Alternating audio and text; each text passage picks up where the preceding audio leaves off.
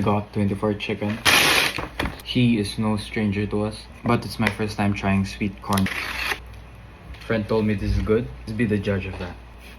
Smells like the Tommy chips. Definitely smells like corn, and it has some crispy toppings. Yep, I was right. They also add the Tommy chips on top.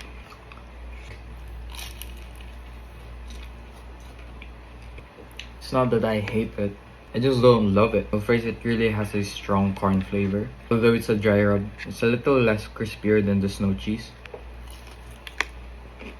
I'm personally not a huge fan of corn. I'm guessing they also added sugar in the dry rub because it's really sweet.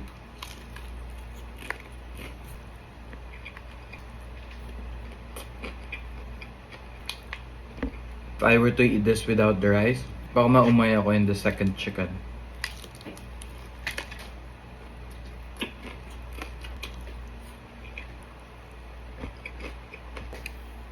Actually, it almost tastes like Bonchon's snow cheese, and that one's pretty mid. As much as I love 24 chicken, sweet corn gets a 6.7 out of 10. 6, 7.